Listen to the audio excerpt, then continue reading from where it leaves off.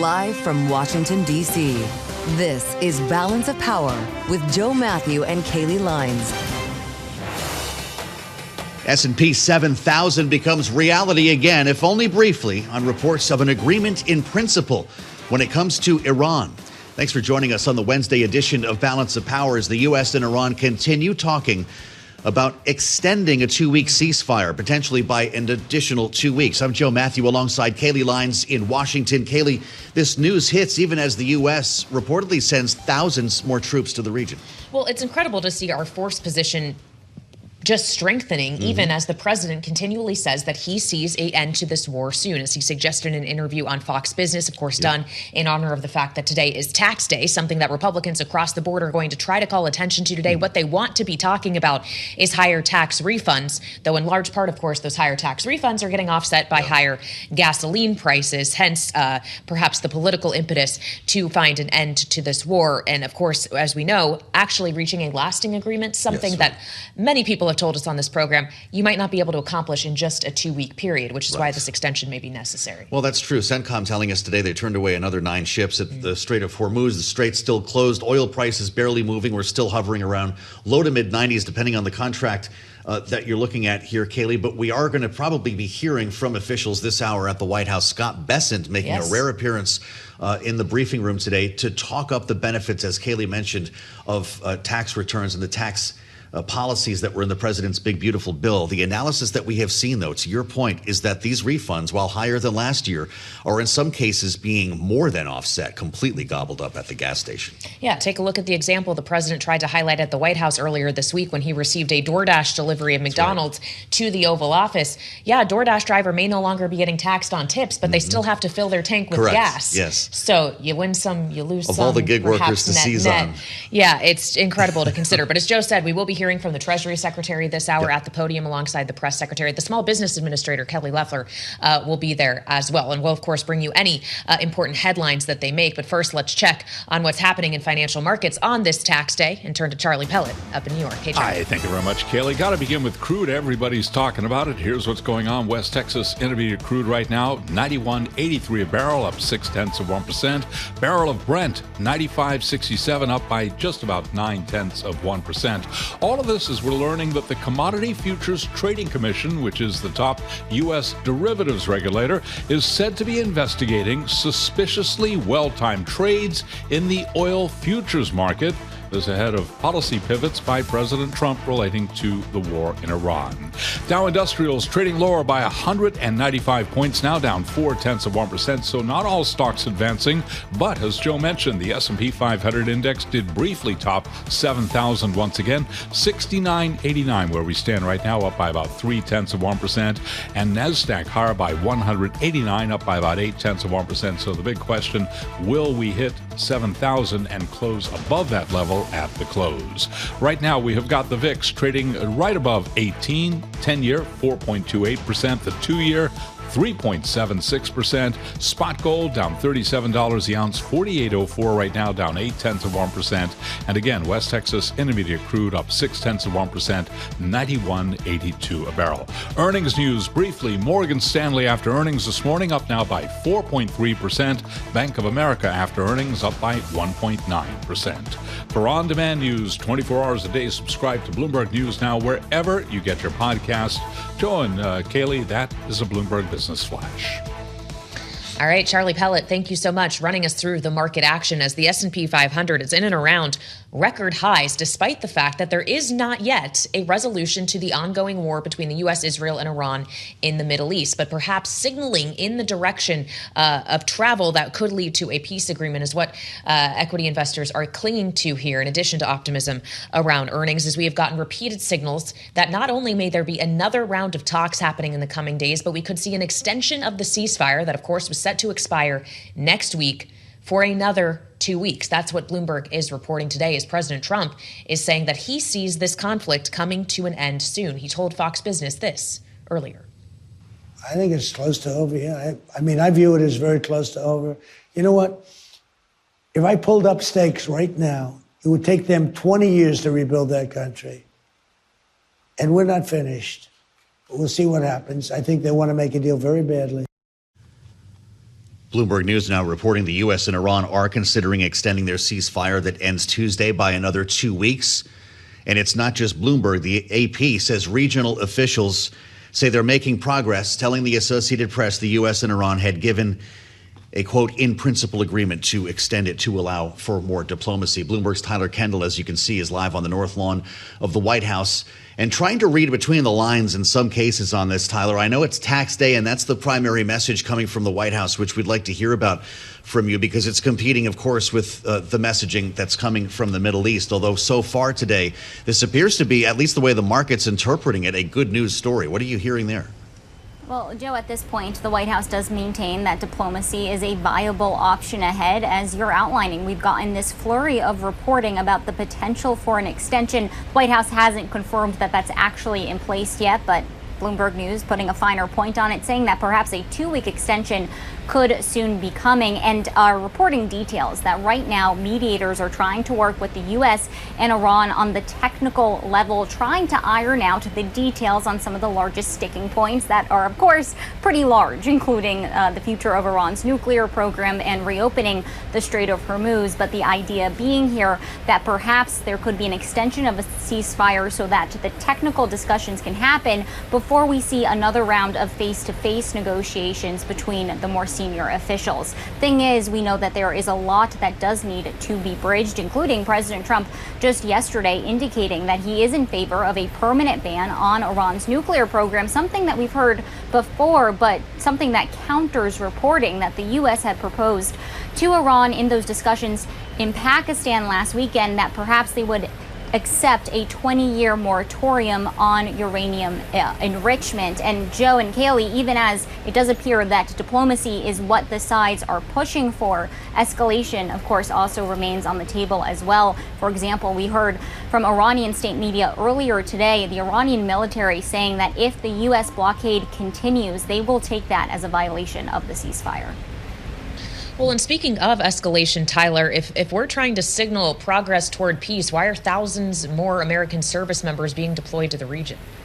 That's a good point, Kailey. This reporting coming on the heels of the Washington Post saying that perhaps 6,000 additional personnel could be heading there, in addition to the 50,000 that are already estimated to be in the region by the Pentagon. And it does appear that the U.S. would be bolstering up forces, and their calculations are that this new wave would actually be there right in time for next Tuesday's ceasefire deadline. It comes on the heels of some other potential moves of leverage beyond more troops going and the blockade. Of course, we saw the U.S. Treasury yesterday announce that they would be considering some secondary sanctions on any financial institutions that support Iran, and the U.S. Energy Secretary speaking earlier as well, saying that the U.S. has some other levers of economic pressure that they could pull in order to get Iran to the table. So at this point, we're reading the tea leaves on exactly where these negotiations would be going, but at least publicly from the administration, they are saying that a diplomatic path is still on the table.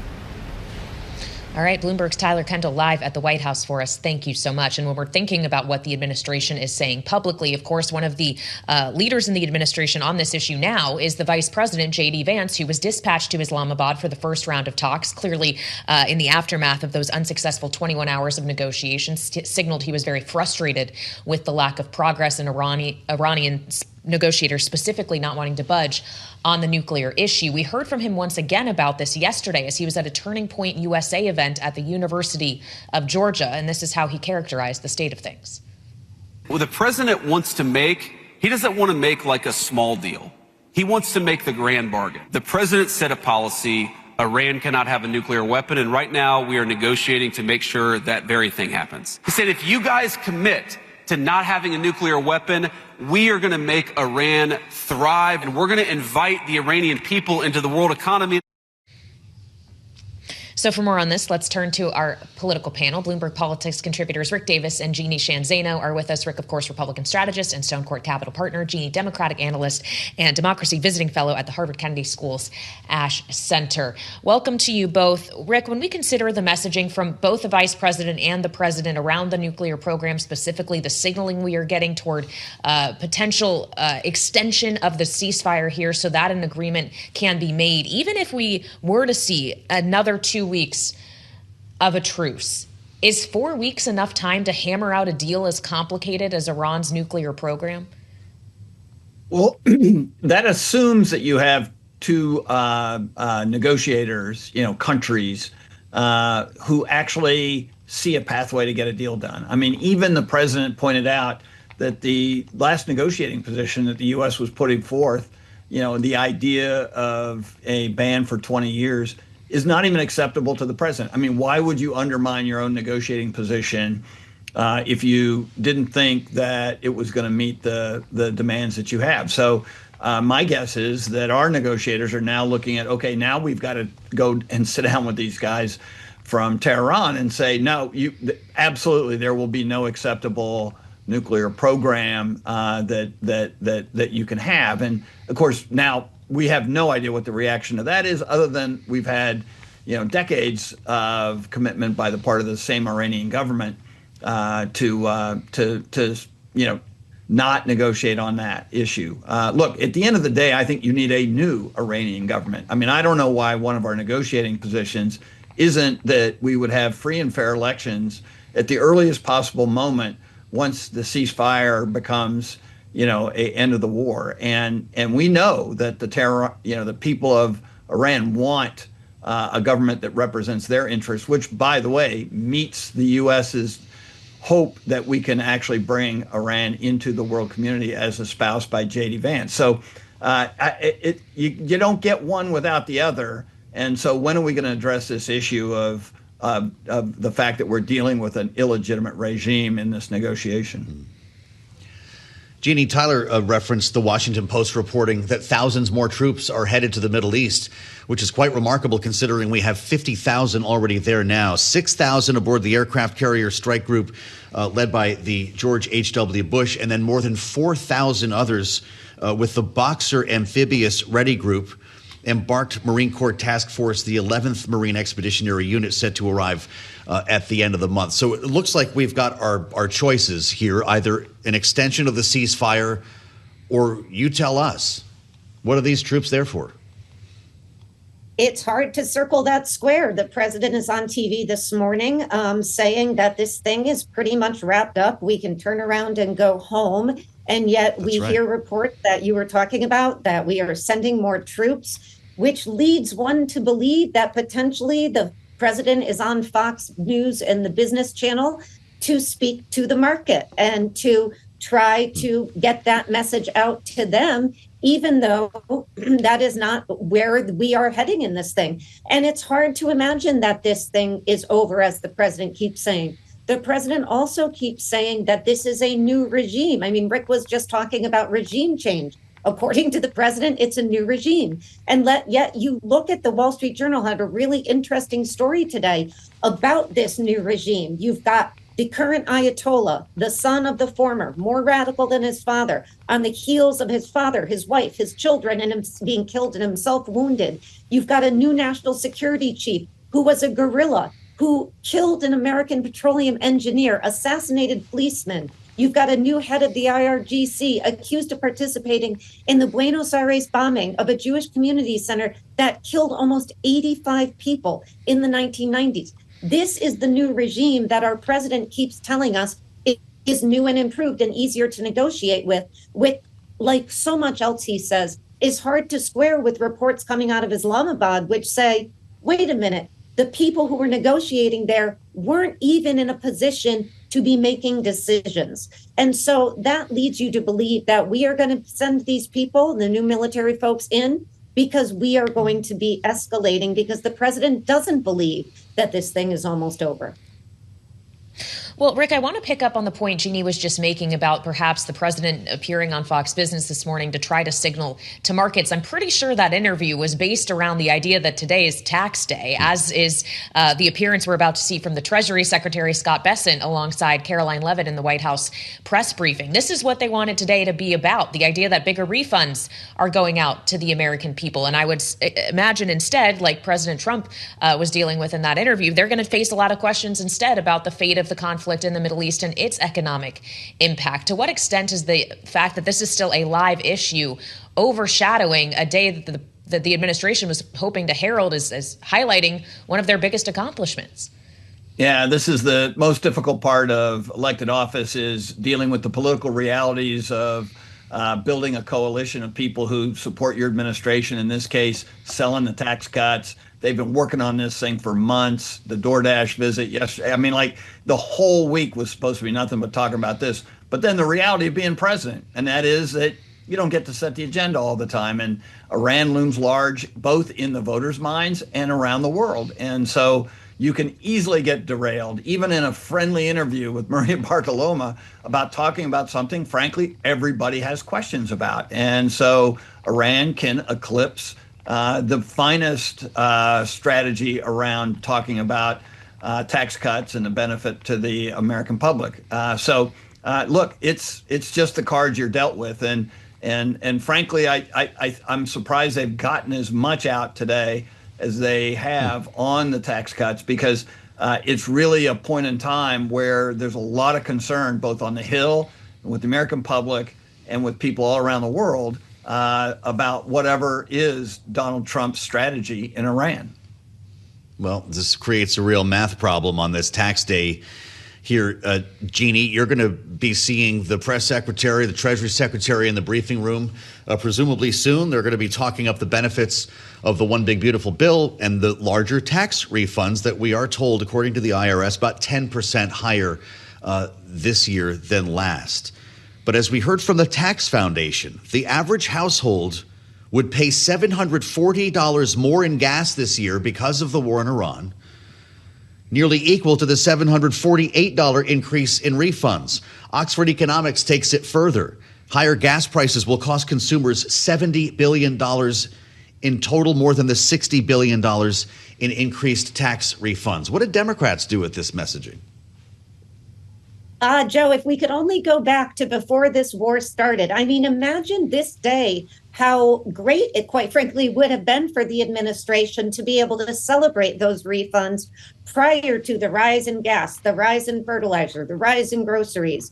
People were not exactly thrilled at the beginning of the year with the economy, but things are far worse, and worse in a way that people are living it on a day-by-day basis, which makes sort of this a wash for the administration. So I think what Democrats are going to do is going to say that we have an administration that has cost you an enormous amount of money. It is chaos, it is confusion, it is corruption, and it is cost. And we're living it on a day-to-day basis. I mean, once again, I don't know if it's day 4 or 5. We woke up this morning to the president again attacking the Pope. So for all the good news the administration could be talking about, the president seems to have found a way to get into it and not allow them to stay on message. And of course, his actions at home and abroad have made everything more muddled and worse as it pertains to their efforts at talking about what they have done. And I don't see how they make much of this today. Bloomberg Politics contributors Jeanne, Zaino, and Rick Davis on this tax day. We're going to talk to former IRS Commissioner Danny Werfel in just a moment as well. Thank you both. Kailey, we have breaking news in a redhead on the terminal. Mark Mobius, who put emerging markets on many investors' radars, has died, according to a post on his LinkedIn page. He was 89 years old. He was indeed, of course, having spent 3 decades at Franklin Templeton before going on to found Mobius Capital Partners, pursuing the very same investment opportunities in emerging markets he had long heralded. Again, he was 89 years old, well known to our audience here on Bloomberg TV and radio.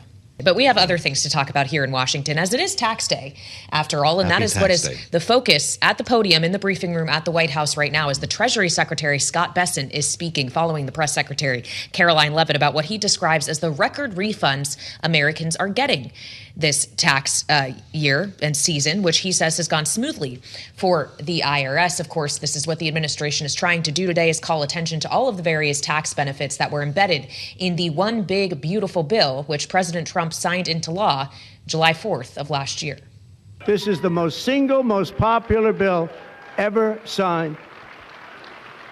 And it includes the largest tax cut in American history. And after this kicks in, our country is going to be a rocket ship economically. And we've delivered no tax on tips, no tax on overtime, and no tax on Social Security for our great seniors.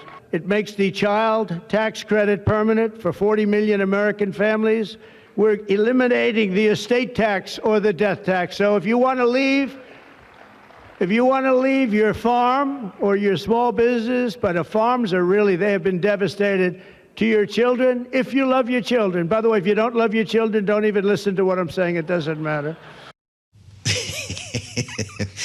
We'll just leave that there. Danny Werfel used to run the IRS, former IRS commissioner from 23 to 2025, and he joins us from World Headquarters in New York. Danny, it's great to have you with us here now that you're with the Strategic Advisory Board at Alliant and a columnist with Bloomberg Tax. We're in the same family now. We can talk like we never had a chance to. I'm just curious how you're rationalizing the storyline that's coming out of the IRS today. Bigger refunds that are unfortunately being gobbled up in many cases at the gas station. Yeah, I mean, the IRS is, first of all, happy tax day for those who celebrate. And this is an important day for America and for taxpayers. And yeah, this is the first tax day where we're really seeing the outcomes of the One Big Beautiful Bill in terms of new deductions taxpayers can take, in terms of, as the president you had just say, overtime, no tax on tips. And it's resulting in a 10% increase in refunds. But to put that in perspective, the average refund last year was about $3,700. So that's about $300 per person, which is nothing to sneeze at. That is an important amount of money for a lot of people. But as you mentioned, there are other things going on in the economy that may make that 300 and change feel smaller today. Well, and when we consider all of these new tax breaks, just the differences in law this tax season compared to the tax season prior, knowing the Treasury Secretary Scott Bessent just said that this season has gone smoothly for the IRS, just how complicated was this tax season to execute inside the Internal Revenue Service? Danny, you obviously have a more insightful view into this than most. How difficult it is to make these kind of adjustments when there were so many in the bill? Yeah, well, first of all, it's a perfect day, April 15th, to talk about the impact that the Trump budget and all the staff cuts at the IRS have had. And that is because if you file your taxes today and everything is done correctly, you get the right Social Security number in there, you have all the right forms, and you don't have a math error or some type of mistake, you are going to have a smooth filing season. And if you file electronically and you include direct deposit, most likely everything will go smoothly and you'll get your refund if it's owed within 21 days. But if you do something that is wrong, you make a mistake, you don't include a form, you trust AI in a way that you shouldn't, and we should talk about that because that's a big story right now, then there's a higher likelihood that your taxes will be set aside. And if your taxes are set aside and you don't go through that system in the fast track, well, because of the lower staffing levels at the IRS, you have a much longer road to hoe in terms of getting everything reconciled. It's going to be harder to get through to the IRS. The correspondences are taking longer. So yes, if things go smoothly, and that's why it's really important today not to panic, and if you're not ready, file an extension. And if you file an extension, don't forget, you can extend the filing deadline, but not your deadline to pay. But make sure everything gets done right, because if it's not right, and AI can contribute it to it not being right or being right, we should talk about that, then you may be in for a long wait on the phone or a long wait for a correspondence. Well, we've certainly come a long way from the agenda at the Biden administration to add billions of dollars in resources and personnel at the IRS. Do fewer resources guarantee more tax cheaters getting away with it? It can. I mean, look, there are different reasons why people play by the rules. They follow their civic responsibility. They're patriotic. There are other risks, for example, CEOs and corporations face with other types of audits if there's non-compliance in the system. But yes, if you signal to America that you're taking cops off the beat, you're removing the traffic, the speed traps on the highway, more people will tend to speed. And that's why it's important to signal to America today that it's not like all the speed traps are gone. And Mr. Bessent and others have announced that they are going to use AI behind the scenes to make up for the funding and staff cuts. And how that emerges and what tools that provides to the IRS to find you as a tax evader if you decide to not play by the rules, that we'll have to see and play out. But I wouldn't take the chance. Well, so let's talk more about this AI issue, Danny, as you've raised it a few times. Do you see it as something that could actually be on net beneficial, especially to those filing, trying to figure out what can be a very complicated tax system, especially with the rules changing over the last year? Or is it actually something that could potentially be a major liability if you're trusting AI to do this kind of thing? Yeah, I think the number one question I've gotten this tax season is it safe to use a ChatGPT, a Claude, a Gemini for tax advisor to do your taxes? And my answer is an emphatic no, it's not. If you're going to use an AI tool for your taxes, I have a couple of do's and a couple of don'ts. Do use a tool that is tax domain specific, a tool that has hired accountants and engineers to really study the tax laws, that is peer reviewing and testing the outputs against benchmarks to make sure that it is accurate. A company that is very clear about how they're going to use your information if you submit it. And if you have simple taxes, like you have one W-2, you're a wage earner, you're a working class American, is more likely that AI is ready today to deal with your complexity.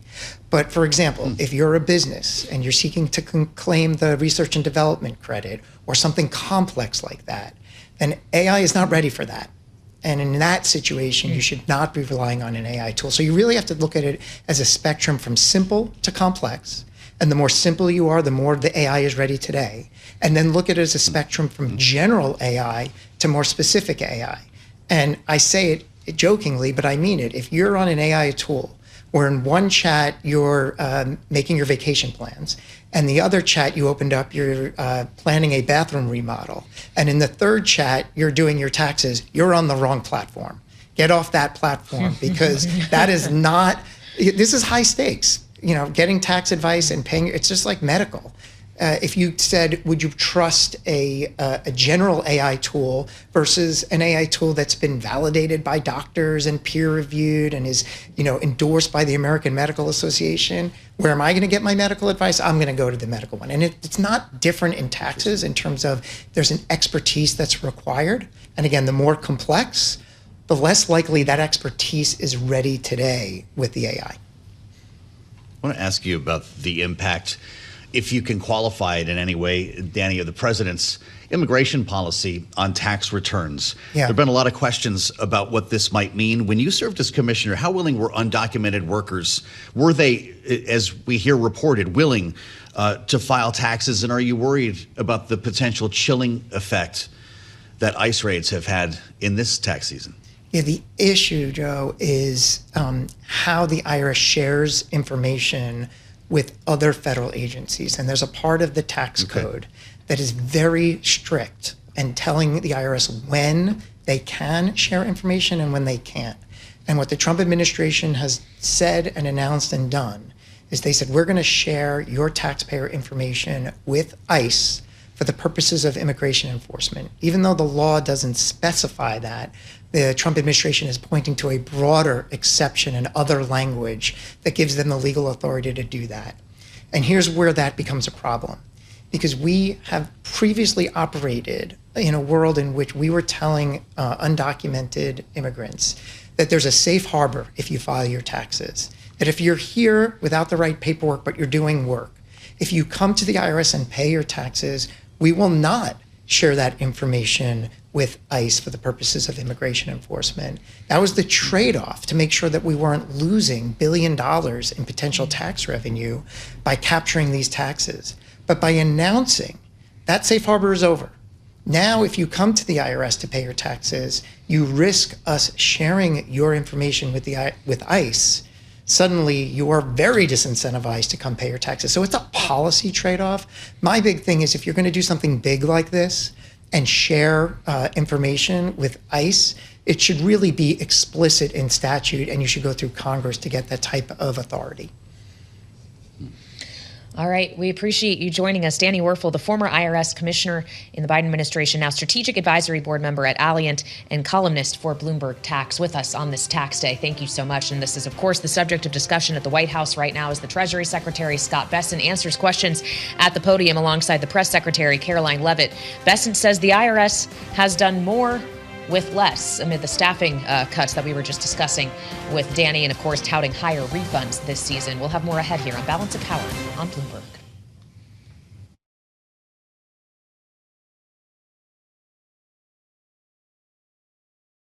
We did it, at least for a moment, hitting a fresh record high on the S&P 500 for the first time since January. War?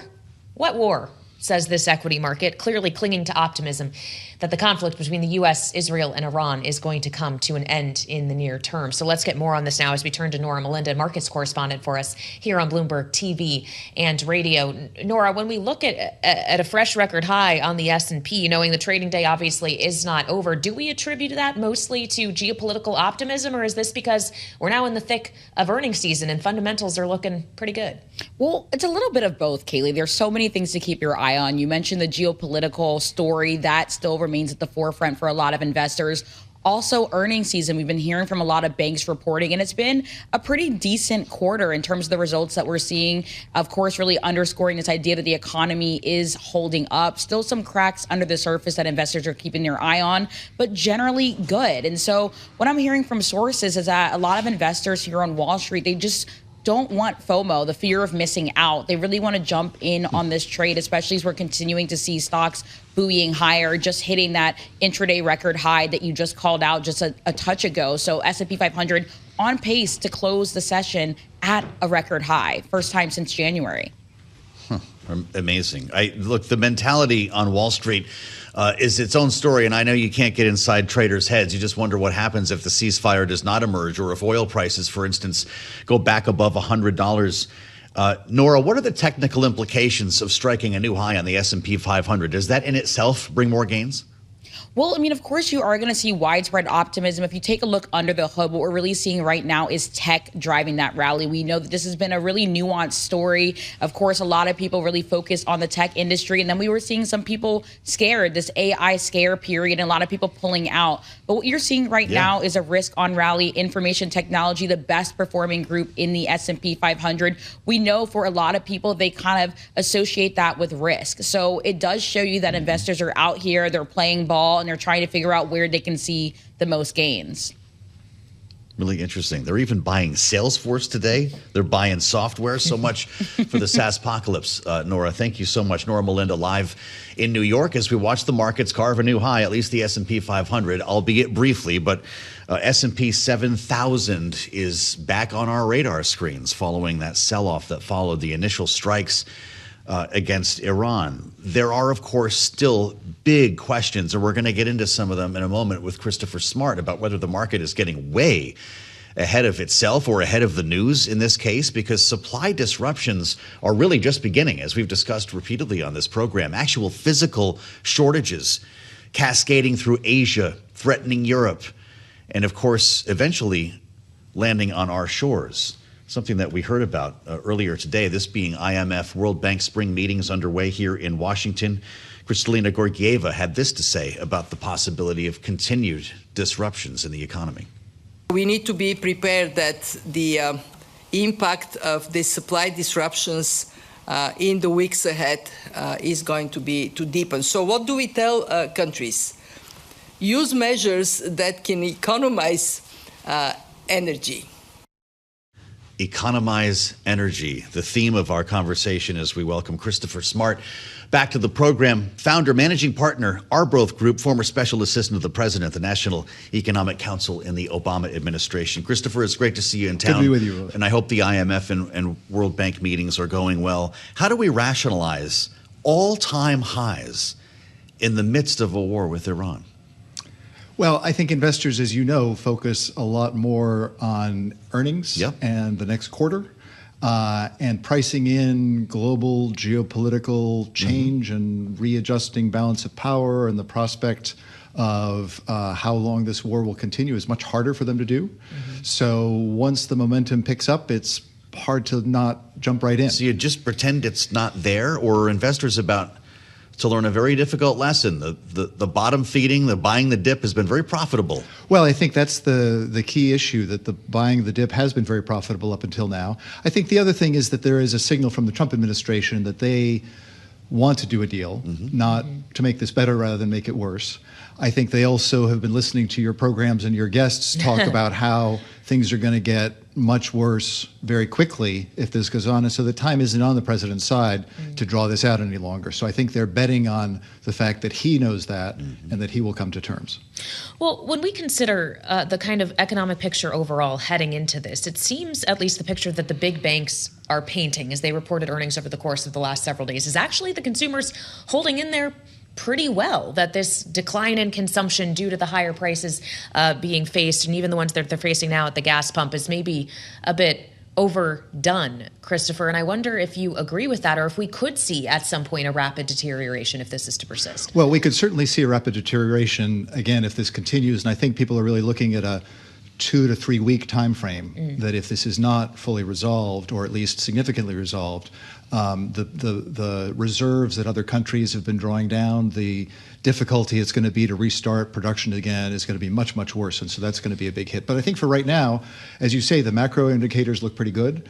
The corporate earnings look pretty good. The meetings I've been having around town this week with the IMF and the World Bank, there are a lot of exciting companies doing some extraordinary things. And if you just don't listen to the political headlines, there's a pretty good picture out there. But you should listen to the political headlines. That's what we bring you here on Balance. You have to do some of both, right? But there is a good story that goes along with the much more worrying one. Yeah. We have a repeated analysis on the program that even if the war ended today, that it could take months for the energy market to rationalize itself, to get cargo going through, get shipping going through the strait again, to get prices back down to where they ought to be. We talked about the potential for physical shortages hitting Asia, hitting Europe. What's your read on things right now? If that's the case, even if this ended today, we could still be in for a lot of pain. I think we could be, and I think that's why the next 2 weeks are going to be crucial to all of this. From my perspective, it's how much is the market? Not even the market; it's the guy who owns the ship with the oil on it. Going to trust whatever deal takes shape. And it's not so much the ships that are trying to leave the Gulf, but it's that empty tanker trying to go into the Gulf. How many of them are going to start lining up and trust whatever regime takes shape? Are they going to have to pay a toll or not? Is the U.S. Navy going to be there, or some European convoy to enforce the agreement that takes shape? How much is Iran, the Iranian government, going to be able to deliver on anything that it signs off on? And how much uncertainty remains in the price of oil? So I think it's certainly not going to go back to a pre-war level. You don't. But we're going to be looking at how quickly that kind of confidence is restored. And it's probably not going to be as quickly as people expect today. Well, it's one thing to consider the picture here in the U.S. as the president is consistently maintaining we are less reliant on Middle Eastern energy products as a whole. We don't need the Strait of Hormuz. It's everybody else that does. There is some truth to that. For Asia and Europe, it's a much bigger problem. And I wonder if you see this whole thing as reinforcing that the U.S. is the best place to be, as there was a narrative of a rotation out of the United States. Well, are we seeing the rotation back? As an American, I would always say that the U.S. is the best place to be. I would also say, as you have been to a gas station recently, that even if we have all of the oil that we need, it is as you know, this being Bloomberg, a global market. If prices are high in Asia, they're going to be high here. And as we go into the driving season, I think that's going to erode some of that consumer confidence. You've seen, it's this great dichotomy that we haven't fully understood. I don't think that as consumers continue to spend, their sentiment and their outlook continues to deteriorate. We had an all-time low, I think, on sentiment last week. Yeah, so that's something I think we're all going to be watching. Well, so bring us into some of these meetings that you've been having here on this IMF week. Are you hearing an optimistic tone when you meet with people from other capitals? They're here in the United States against the backdrop of a war and enormous confusion in international markets. Well, I have to tell you, I don't think I'm letting you in on a secret, but there's never an optimistic tone at the IMF meetings. Okay. There's always... Compare it to other years. First of all, they seem to be timed with previous crises. Ukraine... well, that warning we heard from the IMF yesterday was stark. Yes. Slowest growth since COVID. It was. And I think that's a bell that they've been ringing for a long time now, that growth is slowing down. The new piece of the message is that inflationary pressures are not going down. In fact, it's quite the opposite. We heard that from Secretary Bessent. Chris Wright, the Energy Secretary, I think said earlier this week that anybody projecting lower gasoline prices by this summer is probably making an optimistic forecast. So I think the assembled investors and central bank and finance ministers are much more worried about these macro indicators than the financial markets would lead you to believe.